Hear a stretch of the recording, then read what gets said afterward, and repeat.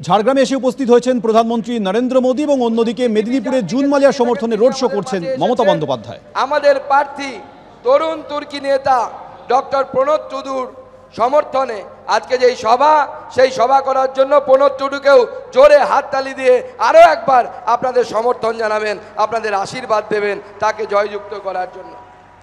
মঞ্চে উপস্থিত আমাদের জেলার সভাপতি তুফান মাহাতো মহাশয়, উপস্থিত আমাদের রাজ্যের সম্পাদক আমাদের উমেশ রায় মহাশয়, আমাদের এদিকে রাজ্যের দুজন নেতা, একদিকে দেবতনু ভট্টাচার্য তথা আমাদের রাজ্যের আরেকজন নেতা যিনি এই জেলার প্রাক্তন সভাপতি ছিলেন, বিশিষ্ট শিল্পী সুখময় সৎপতি যাকে আমরা জহরদা বলে চিনি।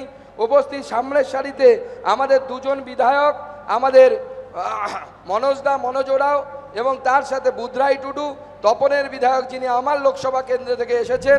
উপস্থিত আমাদের এসটি মোর্চার রাজ্য সভাপতি আমাদের লড়াকু নেতা জুয়েলদা একবার দাঁড়াবেন, আপনার পরিচয় করে দিই। জুয়েলদাকে জোহার জানান আপনারা সবাই। জুয়েলদা আমাদের এসটি মোর্চার সভাপতি, তিনি আমাদের মাঝে উপস্থিত আছেন। উপস্থিত আছেন আমাদের আরও একজন বিধায়ক পুনা বেংরা মহাশয়, তিনিও আমাদের মাঝে উপস্থিত আছেন। আমাদের এসটি সমাজের চারজন বিধায়ক আমাদের এই লোকসভাতে কাজ করছে। এছাড়া রাজ্যের বিভিন্ন নেতৃত্ব আছে, সবার নাম আমি নিতে পারছি না, সময় খুব সীমিত। আমাদের প্রার্থীর সমর্থনে তারা এসেছেন আমাদের রাজ্য কমিটির বিভিন্ন সদস্যগণ, রাজ্যের পুরনো নেতৃত্ব, জেলা নেতৃত্ব, জেলার সাধারণ সম্পাদকগণ, জেলার সহসভাপতি, মণ্ডল সভাপতি থেকে শুরু করে প্রত্যেককে গৈরিক অভিনন্দন। এবং তার থেকেও বড় কথা, এই ঝাড়গ্রামের লড়াকু কর্মীরা যারা লক্ষাধিক সংখ্যায় এখানে উপস্থিত হয়েছেন মাননীয় প্রধানমন্ত্রীকে দেখার জন্য, মাননীয় প্রধানমন্ত্রীকে শোনার জন্য, নিজেদের জন্য একবার জোরে হাততালি দেবেন, জোরে হাততালি দিয়ে নিজেদেরকে স্বাগত জানাবেন, নিজেদেরকে অভিনন্দন জানাবেন। বন্ধুগণ, আমি যেরকম আগে বলছিলাম, এই লোকসভা ভোট শুধুমাত্র কে প্রধানমন্ত্রী হবে শুধু সেটা ঠিক করার ভোট নয়। এই লোকসভা ভোট ঠিক হবে যে ভারতবর্ষ বিগত 10 বছর ধরে যে সামনের দিকে এগিয়ে চলছে, 5th গিয়ারে এগিয়ে চলছে, সেই গাড়ি আরো সামনের দিকে যাবে নাকি চোরেদের হাতে পড়ে আবার পেছনের দিকে যাওয়া শুরু করবে।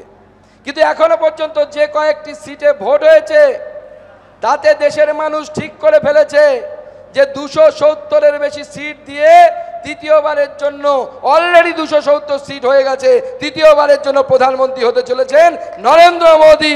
তিনি আবার প্রধানমন্ত্রীর শপথ নিতে শুরু করেছেন। আমাদের বিরোধীরা সেই জন্য তারা এখন বিভ্রান্ত, তারা বুঝতে পারছে না কি করবে, মাথা খারাপ হয়ে গেছে। আর এমনিতে গরম, আমরা শুনেছি গরম বাড়লে নাকি যাদের মাথার খারাপ থাকে তাদের মাথা খারাপ নাকি আরো বেড়ে যায়। আমরা মুখ্যমন্ত্রী যে সমস্ত কথা বলছেন আমরা অবাক হয়ে শুনছি, আমরা জানি না তার শারীরিক অবস্থা কেমন আছে, আমরা চাই তিনি সুস্থ থাকুন, ভালো থাকুন। কিন্তু তিনি কি বলছেন, বিজেপি শাসিত রাজ্য থেকে ইভিএম আসছে, ভোট দেওয়ার পর 5% নাকি ভোট বেড়ে যাচ্ছে।